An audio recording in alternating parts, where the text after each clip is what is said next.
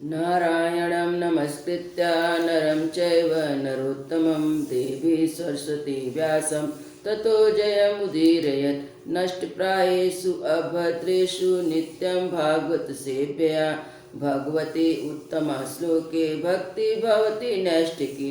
कृष्णाय वासुदेवाय देवकी नन्दनाय च नन्दगोपकुमाराय गोविन्दाय नमो नमः। मूकं करोति वाचालं पङ्गुलङ्घ्यते गिरिं यत्कृपातमहं वन्दे परमानन्दं माधवं। श्रीचैतन्य ईश्वरं श्रीगुरुदीनतारिणं। श्रीमद्भागवत महापुराण 7वां स्कंद अध्याय 6। प्रहलाद जी द्वारा माता के गर्भ में प्राप्त हुए नारद जी के उपदेश का वर्णन। नारद जी कहते हैं, युधिष्ठिर, जब दैत्य बालकों ने इस प्रकार प्रश्न किया तब भगवान के परम प्रेमी भक्त प्रहलाद जी को मेरी बात का स्मरण हुआया और कुछ मुस्कुराते हुए उन्होंने उनसे कहा। प्रहलाद जी ने कहा, जब हमारे पिताजी तपस्या करने के लिए मंदराचल पर चले गए तब इंद्र आदि देवताओं ने दानव से युद्ध करने का बहुत बड़ा उद्योग किया। वे इस प्रकार कहने लगे कि जैसे चींटियां सांप को चाट जाती हैं वैसे ही हम लोग को सताने वाले पापी हिरण्याकश्यप को उसका पाप ही खा गया। जब दैत्य सेनापतियों को देवताओं की भारी तैयारी का पता चला तब उनका साहस जाता रहा। वे उनका सामना नहीं कर सके। मार खाकर स्त्री पुत्र मित्र गुरुजन महल पशु और साज सामान की कुछ भी चिंता न कर वे अपने प्राण बचाने के लिए बड़ी जल्दी से सब के सब इधर उधर भाग गए। अपनी जीत चाहने वाले देवताओं ने राजमहल में लूट खसूट पटा दी। यहाँ तक कि इंद्र ने राजरानी मेरी माता कयादु को भी बंदी बना लिया। मेरी माँ भय से घबराकर पक्षी की भांति रो रही थी और इंद्र उसे बलात् लिए जा रहा था।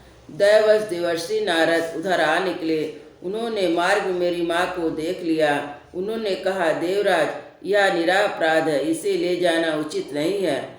महाभागी सावित्री पर नारी का तिरस्कार मत करो, इसे छोड़ दो, तुरंत छोड़ दो। इंद्र ने कहा, इसके पेट में देवद्रोही हिरण्याकश्यप का अत्यंत प्रभावशाली वीर्य है। प्रसव पर्यंत यह मेरे पास रहे, बालक को जाने पर उसे मारकर मैं इसे छोड़ दूंगा। नारद जी ने कहा, इसके गर्भ में भगवान का साक्षात परम प्रेमी भक्त और सेवक है, अत्यंत बली और निष्पाप महात्मा है। तुम में उसको मारने की शक्ति नहीं है। देव ऋषि नारद की बात सुनकर उसका सम्मान करते हुए इंद्र ने मेरी माता को छोड़ दिया और फिर इसके गर्भ में भक्त है इस भाव से उन्होंने मेरी माता की प्रदक्षिणा की और अपने लोक में चले गए। इसके बाद देवर्षि नारद जी मेरी माता को अपने आश्रम लिवा लिए। उन्हें समझा बुझा कर कहा, बेटी, जब तक तुम्हारा पति तपस्या करके लौटे तब तक तुम यहीं रहो। अब जो आज्ञा कर निर्भयता से देवर्षि नारद के आश्रम में ही रहने लगी। तब तक रही जब तक मेरे पिता घोर तपस्या करके लौट नहीं आए। मेरी गर्भवती माता उस समय गर्भस्थ शिशु की मंगल कामना से और इच्छित समय पर मेरे पिता के लौटने के बाद संतान उत्पन्न करने की कामना से बड़े प्रेम तथा भक्ति के साथ नारद जी की सेवा शुश्रूषा करती रही। देवर्षि नारद बड़े दयालु और सर्व सामर्थ्य हैं। उन्होंने मेरी माँ को भागवत धर्म का रहस्य और विशुद्ध ज्ञान दोनों का उपदेश दिया। उपदेश करते समय उनकी दृष्टि मुझ पर ही रहती थी। बहुत समय बीत जाने के बाद और स्त्री होने के कारण मेरी माता को उस ज्ञान की स्मृति नहीं रही, परंतु देवर्षि नारद की विशेष कृपा होने के कारण मुझे उसकी विस्मृति नहीं हुई। यदि तुम लोग मेरी इस बात पर श्रद्धा करो तो तुम भी वह ज्ञान हो सकता है, क्योंकि श्रद्धा से स्त्री और बालकों की बुद्धि भी मेरे ही समान शुद्ध हो सकती है।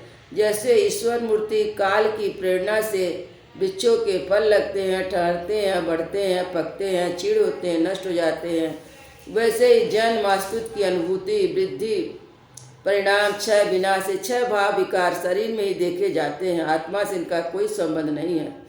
आत्मा नित्य है, अविनाशी है, शुद्ध एवं तेजस से आश्रय, निर्विकार, स्वयं प्रकाश, सबका कल्याण, व्यापक, असंग, आवरण रहित है। ये 12 आत्मा के उत्कृष्ट लक्षण हैं।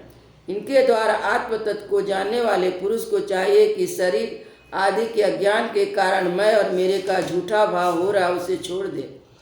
जिस प्रकार स्वर्ण की खान में पत्थर से मिले हुए स्वर्ण को उसके निकालने की विधि जानने वाला स्वर्णकार उन विधियों से उसे प्राप्त कर लेता है, वैसे ही अध्यात्म तत्व को जानने वाले पुरुष आत्म प्राप्ति के उपायों द्वारा अपने शरीर रूपी क्षेत्र में ही ब्रह्म पद का साक्षात्कार कर लेता है। आचार्यों ने मूल प्रकृति, महत्व, अहंकार और पंचतंत्र मात्राएं, इन 8 तत्वों की प्रकृति बतलाया है। 3 गुण है, सत, रज और तम। इनके विकार हैं 16 10 इंद्रियां, 1 मन, 5 महाभूत। इन सब में एक पुरुष तत्व अनुगत है। इन सब का समुदाय ही देह है और 2 प्रकार का स्थावर और जंगम। इसी से अंतकरण, इंद्रियां और आत्मा वस्तु का यह आत्मा नहीं है, इस प्रकार बात करते हुए आत्मा को ढूंढना चाहिए। आत्मा सब में अनुगत है, परंतु वह सबसे पृथक है। इस प्रकार शुद्ध बुद्धि से धीरे धीरे संसार की उत्पत्ति, स्थिति, उसके प्रलय का विचार करना चाहिए, उतावली नहीं करना चाहिए। जागृत, स्वप्न, सुषुप्ति ये तीनों बुद्धि की वृत्तियां हैं। इन वृत्तियों का जिसके द्वारा अनुभव होता है वही सबसे अतीत सबका साक्षी परमात्मा है। जैसे गंध से उसके आश्रय वायु का ज्ञान होता है, वैसे ही बुद्धि की इन कर्म जनियों बदलने वाली तीनों अवस्थाओं के द्वारा इन साक्षी रूप से अनुगत आत्मा को जाने।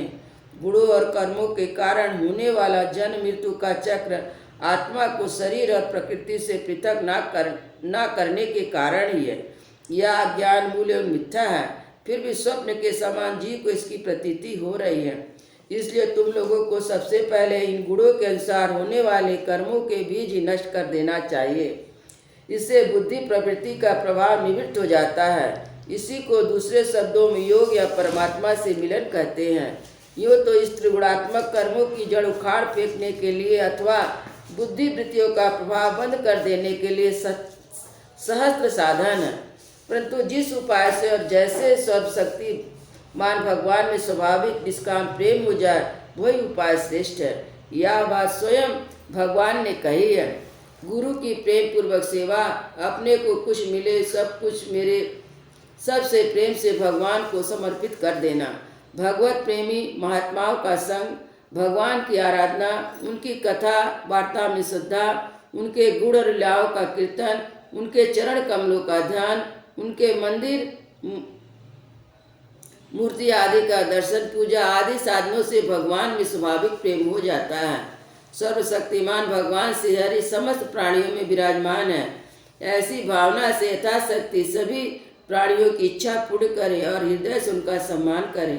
काम, क्रोध, लोभ, मोह, मद और मत्सर, इन 6 शत्रुओं पर विजय प्राप्त करके जो लोग इस प्रकार भगवान की साधन भक्ति का अनुष्ठान करते हैं, उन्हें उस भक्ति के द्वारा भगवान श्री कृष्ण के चरणों में अनन्य प्रेम की प्राप्ति हो जाती है। जब भगवान के लीला शरीर से किए हुए अद्भुत पराक्रम, उनके अनुपम गुण और चरित्रों को श्रवण करके अत्यंत आनंद के उद्वेग से मनुष्य का रोम रोम खिल जाता है, आंसुओं के मारे कंठ गदगद हो जाता है, वह संकोच छोड़कर जोर जोर से गाने, चिल्लाने, नाचने लगता है और जिस प्रकार वह ग्रहग्रस्त पागलों की तरह कभी हंसता, कभी करुण क्रंदन करने लगता है, कभी ध्यान करता है तो कभी भगवत भाव से लोगों की वंदना करने लगता है। जब वह भगवान में तन्मय हो जाता है तो बार बार लंबी सांस खींचता है और संकोच छोड़कर हरे जगतपते नारायण कहकर पुकारने लगता है।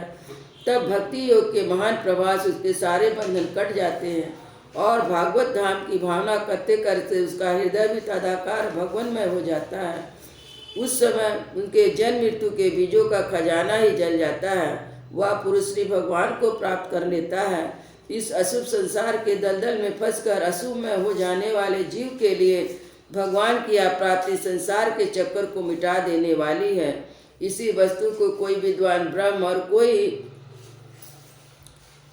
कोई निर्वाण सुख के रूप में पहचानते हैं। इसलिए मित्रों, तुम लोग अपने अपने हृदय में हृदयेश्वर भगवान का भजन करो। असुर कुमार हो, अपने हृदय में आकाश के समान नित्य विराजमान भगवान का भजन करने में कौन सा विशेष परिश्रम है। जो समान रूप से समस्त प्राणियों के अत्यंत प्रेमी मित्र हैं, और तो क्या अपने आत्मा ही हैं, उनको छोड़कर भोग सामग्री इकट्ठी करने के लिए भटकना, राम राम कितनी मूर्खता है। अरे भाई, धन, स्त्री, पशु, पुत्र, पुत्री, महल, हाथी, खजाना, भांति भांति की विभूतियाँ, और तो क्या संसार का समस्त धन, भोग सामग्री इन क्षणभंगुर मनुष्य का क्या सुख दे सकती है। वे स्वयं ही क्षणभंगुर है। जैसे इस लोक की संपत्ति प्रत्यक्ष नाशवान है, वैसे यज्ञों से प्राप्त होने वाले स्वर्ग आदि लोक भी नाशवान अपेक्षिक है। एक दूसरे से छोटे बड़े नीचे ऊंचे हैं, इसलिए वे निर्दोष नहीं है। निर्दोष केवल परमात्मा है, ना किसी ने उनमें दोष देखा ना सुना है। अतः परमात्मा की प्राप्ति के लिए अनन्य भक्ति से उन्हीं परमेश्वर का भजन करना चाहिए। इसके सिवाय अपने को बड़ा विद्वान मानने वाला पुरुष इस लोक में जिस उद्देश्य से बार बार बहुत से कर्म करता है, उस उद्देश्य की प्राप्ति तो दूर, उल्टा उसके विपरीत ही फल मिलता है, निस्संदेह मिलता है। कर्म में प्रवृत्ति होने के दो ही उद्देश्य है, सुख पाना और उस दुख से छूटना।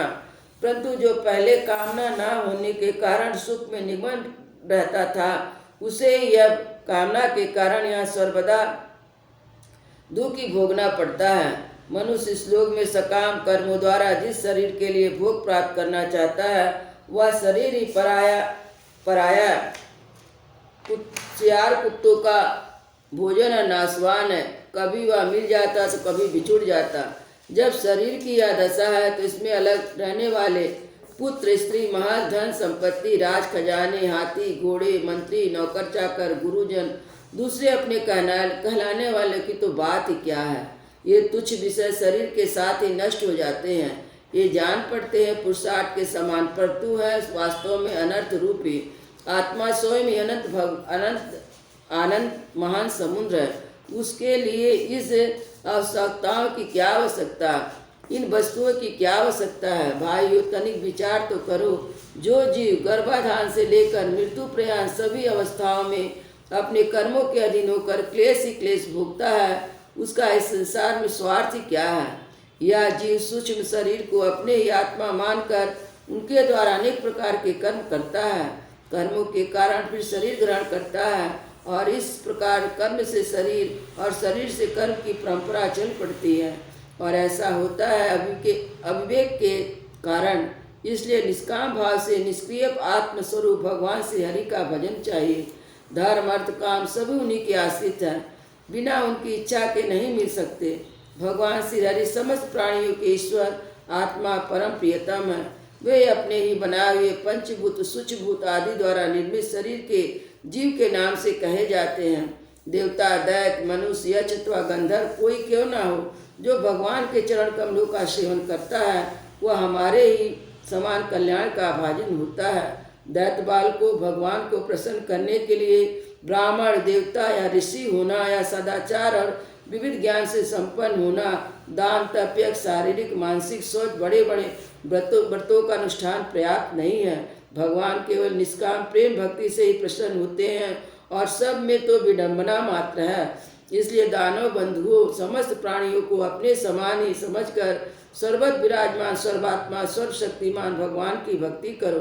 भगवान की भक्ति के प्रभाव से दैत्य, यक्ष, राक्षस, स्त्रियाँ, शूद्र, गोपालक, अहिर, पक्षी, मृग, बहुत से पापी जीव भी भगवत धाम को प्राप्त हो गए हैं। इस संसार में या मनुष्य शरीर में जीव का सबसे बड़ा स्वार्थ अर्थात एकमात्र परमार्थ इतना ही है कि वह भगवान श्री कृष्ण की अनन्य भक्ति प्राप्त करे। उस भक्ति का स्रोत सर्वदा सर्वत्र सब वस्तुओं में भगवान का दर्शन